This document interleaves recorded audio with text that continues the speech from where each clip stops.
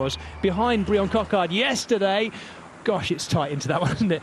I think he is moving up about halfway through this group, Alberto Bettiol. Yeah, it's Jens Kukler is definitely in there still. There's one pink rider sort of 2/3 of the way down. That's Jens Kukler, I think. So just keep an eye out for Bettiol. There is one rider up there right towards the front as well in pink. Now also Bettiol? I think Hugo Page is there too.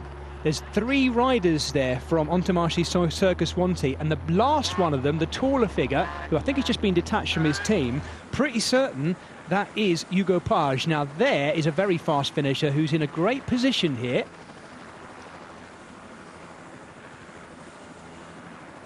So we're inside now the final 5 kilometres of this, the final stage of the Santos Tour Down Under, with Jez Cox and Adam Blythe. It's all coming down to this. 15 seconds separate the top 3 riders. Jay Vine leading from Simon Yates and Pale Bilbao, both on 15 seconds down. Magnus Sheffield, our best young rider, sits 4th.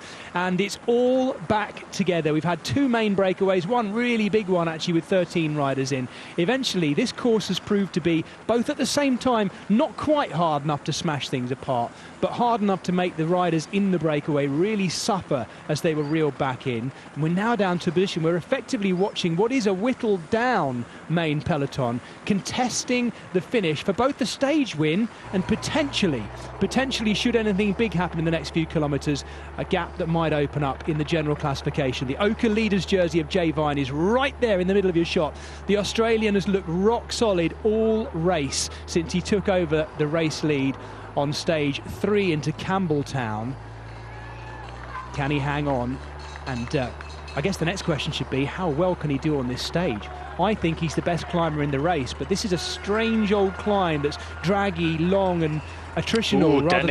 Dennis really started to... I know he's not attacking, but Rowan Dennis has said at the start of the stage, there's one man that can really make it difficult on this sort of terrain, and he's definitely that man. I think he's got that high power, double time trial world champion as well, so if he wants to push on this terrain, he's going to make it hard for anyone to move up, for anyone to attack, but just trying to work out why he's doing it. Who for?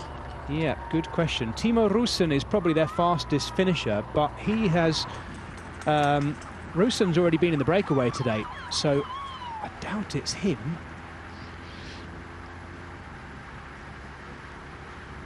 .6k to go. Let's not forget the last 1.5k is the hardest part of this climb. So the last 2k, that's where we're expecting to see the attacks come from, if there are any attacks. It's still a large group with only 3.5k to go. Rowan Dennis wants to get, although he's finished, he's done for today. Yes, I think in fact they're both done, those two as well. Natniel Tesfacion, watch him in the middle there with the red helmet on, of Trek Segafredo, the Eritrean. He's looked really sharp in the sprints and on the climbs this week as well, so let's watch out for him. Well placed for another top 10 finish here, and why not the win? Keep an eye on the Eritrean. Ajidazer Citroen are moving up as we watch Rowan Dennis, former winner of this race, of course, going out the back. Former leader of this race, of course, as well, having won stage 2 into Victor Harbour.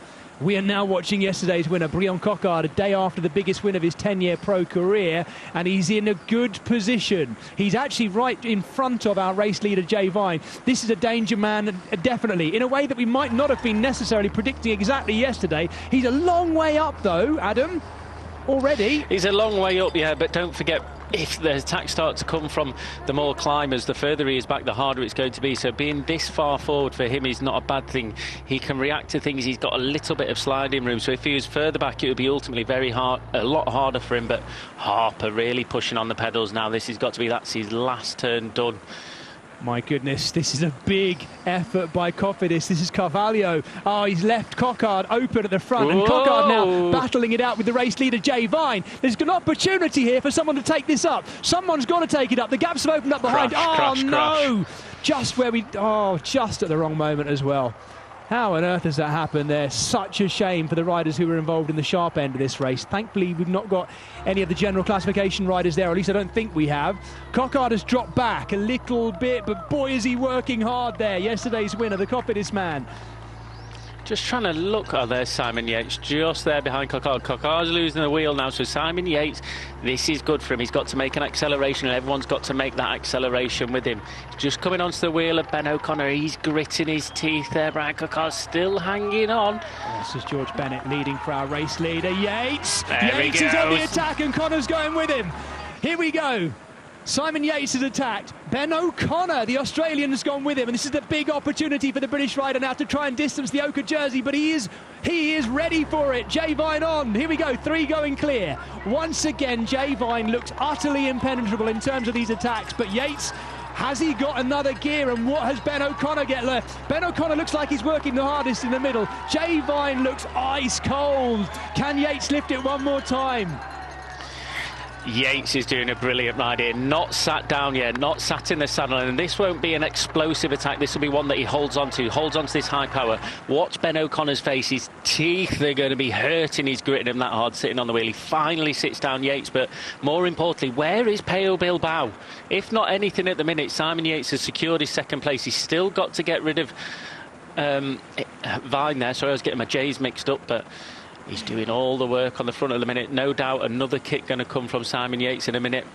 We are coming into the final kilometre. We could really do with zooming out to see the gap behind, and it's quite big. It is quite big. Jay Vine's been looking back. There's going to be an opportunity for one of these 3 to take the stage win on top of Mount Lofty. And how appropriate would it be if it's the race leader, Jay Vine? He's not won a stage yet this race, despite the fact that he's looked the best man on paper to take the general classification. No one would argue with that. That's the front end of the chase group. You're right. Where is Peo Bilbao? He's watching his second place go away with him. Second wheel he is. Second wheel. Yeah, he had Michael Storer in front of him from Francis Jageur. You can just see now, just Simon looking around, see the current situation. He just needs to try and save as much as he can to try and be in with a shot of winning the stage. Don't forget, it does drop down here slightly, then drags up that long straight. Last kilometre, when they get to around 300 metres to go, it does drop down ever so slightly. And the man that's in the prime position at the minute is Jay Vine. If he lays off the back a little bit, comes over the top with a little bit of speed and use that descent, catches the guys off guard, he'll be in with a good chance of not only winning this race all, but 5 stage as well. On 2 occasions, Jay Vine has come to the line ready to take a stage win, but has prioritised the general classification. Yates is going again.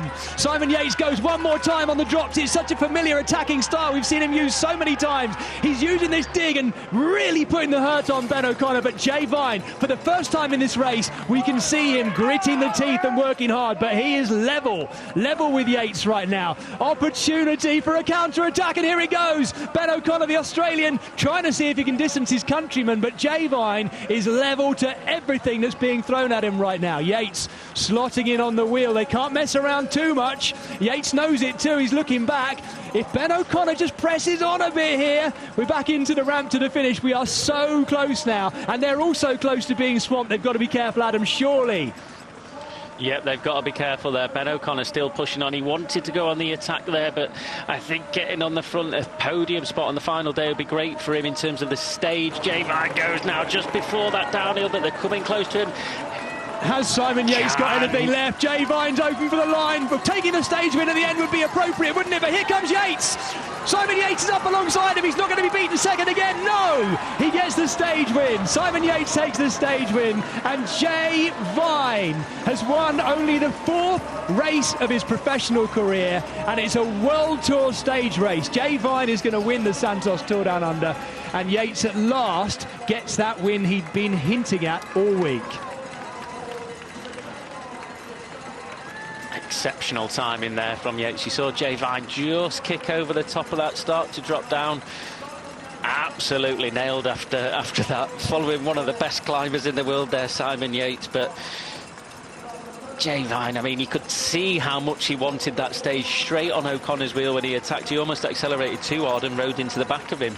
Simon Yates delivering that finish, using the downhill, using the slipstream, and then just in the last 20-25 metres, Simon just coming past with that last little bit of speed as it started to kick up again. What a final. See, who needs the corkscrew, Jez? Exactly. Corkscrew, never heard of it. What a brilliant finale. Well, as always, Adam, as it is 9 times out of 10, it's down to the riders, isn't it? That's that's the great canvas on which they paint our picture, but they are the artists today in the South Australian sunshine, where the heat has crept above 31 degrees. And I think for the first time this week, we've seen a smile on Simon Yates' face, because he's got it. And it was, that hand in the air was a little bit of a moment of relief, I think, on the line, that he's made a really tough week count. He's got, hang on, let's work this out. He's got a bonus there, right, as well, won't he? But it won't have helped. No, won't have helped Jay Vine being in second. Yeah. 10-second bonus. But Jay Vine there, you got to take your hat off to him. First race of the year, well, second race of the year. He won the Australian Nationals, has come into this with big ambition, and he has delivered. Didn't put a foot wrong all race, was able to follow every mood, had a great team around him, and just delivered on all fronts. Two second places in the race as well, let's not forget. Second behind Rowan Dennis there on stage 2. And once again, second on the final stage up at Mount Lofty, and taking the overall victory as well. Yeah, that's the first time today that obviously he was going for the general classification, but that's the first time I think we've seen him decisively go for the stage, because on the other 2 occasions when he's been within a shout, it's been about maintaining the gap and actually leading out. Although he was closing up on Rowan Dennis, wasn't he? He was getting close to Rowan Dennis. There's the side shot. And Simon Yates with just enough energy to get one hand in the air, the pointed finger. Came to make a point, and he made it on the last stage. There's something quite nice about that. I'm not saying that necessarily just because he's a British rider. Actually, he did deserve that this week after everything he'd put into it. And he was devastated, wasn't he? He really was devastated not to get the win when Pello Bilbao beat him, because he just kind of ran out of gears, couldn't he? I think we're about to go to an interview with our race winner overall, Jay Vine. And let's see how it's sinking in. It's going to be still a new feeling for him, this, not least winning his first stage Jay, we've race. spoken about the Vine show over the last few years. This is the Vine show. Yeah, I mean, it's pretty incredible to be standing here wearing this jersey, like, and the way we drove that was first class. Like, the guys, incredible. Marco, in the car, always calm, always collected, giving us clear instructions. And then this one behind the scenes, really helping me out, so, yeah. Bree, who was more nervous in the last kilometre, you or him? I have to say 100% me, I think. The stomach was doing a few turns. Jay's mum wasn't much better either. I think her stomach was turning too. So, yeah, pretty nervous. But when I saw you following those attacks, I was like,